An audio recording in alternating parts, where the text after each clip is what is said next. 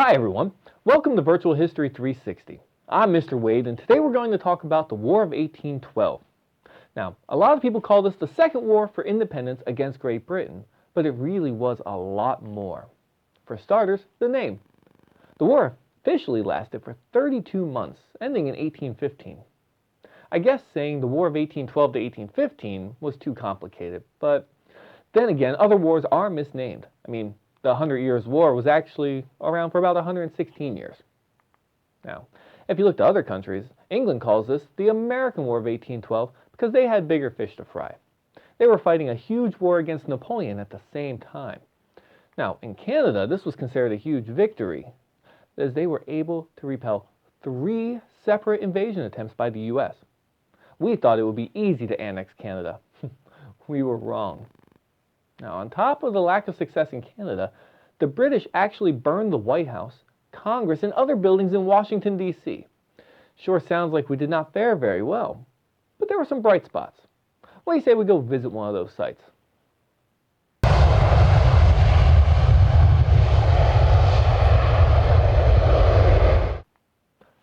We're here at Fort McHenry in Baltimore, Maryland. The British were not able to take the fort, so this is the scene that inspired Francis Scott Key to write the poem The Defense of Fort McHenry, which became the Star-Spangled Banner, and which eventually became our national anthem. Now, another symbol to come out of the War of 1812 is Uncle Sam. A supplier out of New York named Sam Wilson provided meat to the army. The crates were marked with a U.S. stamp, and soldiers started saying that Uncle Sam was feeding the army. Now, by World War I, the image that we know today became popular. Let's go to another famous site from the war. Sure is a comfortable jet. Now, the Americans did show that they could stand up to the British Navy on the Great Lakes, and Andrew Jackson had an astounding victory at New Orleans. If I say it like that, it sounds like we gained a lot from this war, but I'm getting ahead of myself. What caused the war? The simple answer?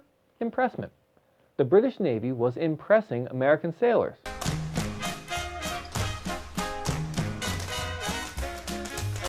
No, not tap dancing. Impressment means that people were forced to serve in the British Navy. Now, the number of people captured varied depending on who you ask. To the congressmen from the South and the West, where the British were assisting Native Americans and keeping the Americans from spreading west, they claimed upwards of 7,000 people were being impressed. To the merchants in New England who made their livings dealing with Great Britain, the claim was only a few hundred. Now, it's important to note that these people, the people that opposed the war, were Federalists. However, they were the minority in Congress, and James Madison got his war when Congress declared war in June of 1812. It's kind of interesting that we declare war a couple of weeks after the British ceased their policy of impressment. What a coincidence, huh? Now, here we are. Here we are at Chalmette Battlefield, site of the Battle of New Orleans. Anyway, throughout the war, Federalists still continued to oppose the fighting. They even went as far as to hold the Hartford Convention, where they discussed seceding or breaking away from the United States. But during this time, the war started to take a turn in favor of the Americans. With victories with the Navy and the Army, it became apparent that we would not lose the war. Therefore, it became unpatriotic to speak against it. In fact, after the war was over, the Federalist Party basically lost all of its power. After the war, they had one more major candidate for president who lost to Monroe, and in the following election, Monroe ran unopposed. All right, let's get back to the war. With the momentum in our favor, the Treaty of Ghent was signed.